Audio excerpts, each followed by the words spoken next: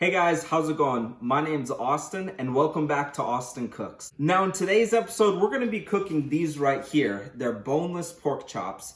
And to be honest, there's not too much difference between the bone-in pork chops and the boneless pork chops. In this package, I have 6 boneless pork chops. And for that many pork chops, they cost $3.39. And that's a great deal because if you have a family of 6 or 3, or if you're just cooking for yourself, that's a perfect amount to have. All right, so now that I told you a little bit more about the actual pork chops, let's start cooking them. All right, guys, so we're gonna be making these barbecue pork chops. And so with that, we're not gonna be putting barbecue on until they're out on the grill. And so now we're just doing a little bit of the prep work. So we're just gonna cut open the package of pork chops, and these are looking really nice. Like, look how thick and juicy these are looking. A lot of people will see this fat and think you'll want to chop it off, but you'll actually want to leave it on because it'll give it a nice glaze to the pork chop and help it cook real nice. So what you want to do is just lie them out. I can't stress this enough right now, especially with everything going on. Please wash your hands frequently when you are cooking. That way you will avoid germs and any other viruses or anything like that being spread or transmitted. Now, one thing you can do is invest in some latex gloves. That way you don't have to keep on washing your hands back and forth. You can always have just one hand sanitary or clean and not have to, continuously clean your hands. And it kind of just saves some time, especially if you don't have a helper to help you out in the kitchen. All right, guys, so these are the 3 ingredients you'll need. Just a little bit of Montreal steak seasoning, some pepper, and then some salt. And since we are using Montreal steak seasoning, you don't need to use too much pepper because you don't want either of the flavors to overpower one another. You just want them to work together. And that's Austin tip number 1. You don't want all these flavors working against each other. You want them working together as a team. So I'm just sprinkling a little bit of this on because we are going to be sprinkling this on both sides. Now a little bit of pepper. Now some salt. Now this is where the glove comes in handy because now I can go and touch the pork and still have one hand clean that I can use to touch other things. So now we're just going to do the same exact thing we did with the other side on the opposite side of the pork chops.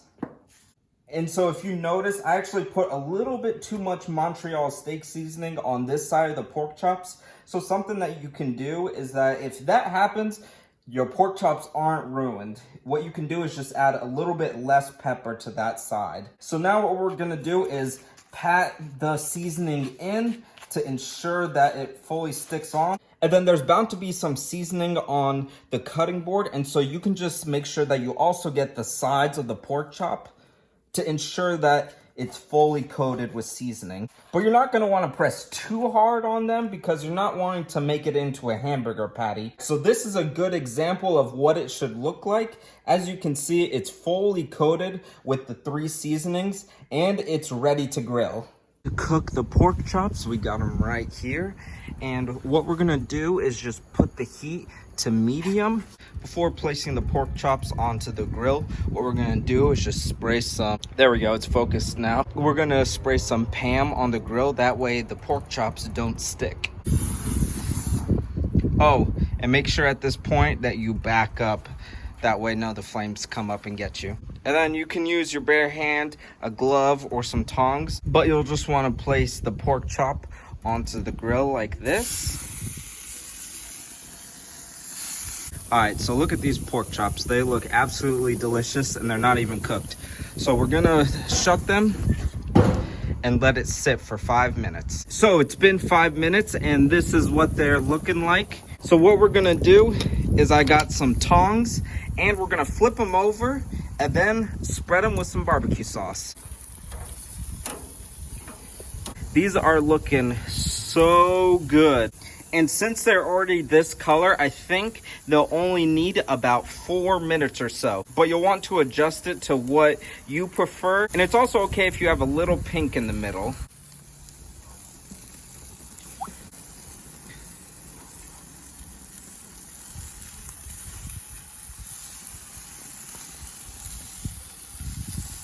All right, so now these will cook for about 4 minutes or so. So it's been time, and so I'm gonna use a different pair of tongs to take them off, just to be safe and just to be sanitary. And look how good these, whoa. These are looking so good. I can't believe how well they turned out. And if you want to double check and make sure that they are fully cooked, pork chop, whoa, man, this one's giving me trouble. Pork chops on the inside should be 145 degrees to 160. So if you want, you can take a thermometer and put it in the middle to ensure that it's fully cooked. But first, let's make sure that we turn off our burners right here.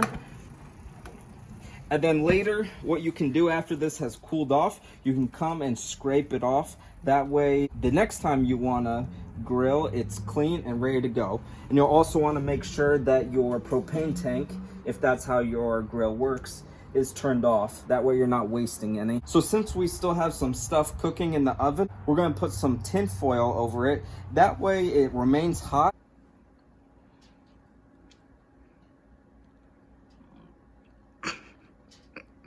Wow. All right, as you can hear, my stomach is rumbling. But just look at the juices dripping off of this. All right, guys, so here is the final production, or the whole meal. We've got our pork chops. And let me just mention that you can actually not put any barbecue sauce on the pork chop and still have it taste great. You can even have applesauce as a side to dip it in, which is actually really good. And then we've got some mashed potatoes right here. And let me know down in the comment section below if you guys would like to learn how to make mashed potatoes that look and taste amazing like this. And then finally, you gotta have some vegetables. And here we just have some roasted carrots. And I'll save that for another video. So McKenna has taken her first bite and now she's going for the mashed potatoes. But first, what'd you think of the pork chops? Or your pork chop? Juicy, barbecue-y, flavorful. It's really good. It's the best one you've made. Awesome. I really like these because they're fast, simple, and to be honest, this is a pretty nutritious meal. And so if you're trying to be healthy, this is a pretty good meal to have. So I gotta stop talking and I gotta try it for myself. Dip it in some barbecue sauce.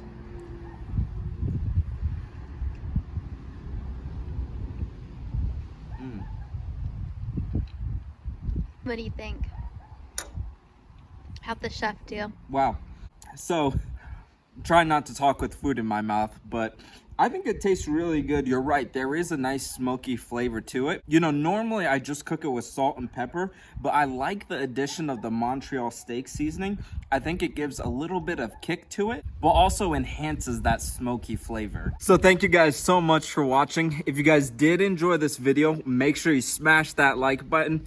And if you are a new viewer, make sure you hit that subscribe button along with that little bell to the side. That way you're notified every single time I upload a new video. And if you guys do make this, make sure you tag me and use the hashtag AustinCooks. That way I can see what you guys are making and I hope it turns out really well. Thanks again guys for watching. Have a good one.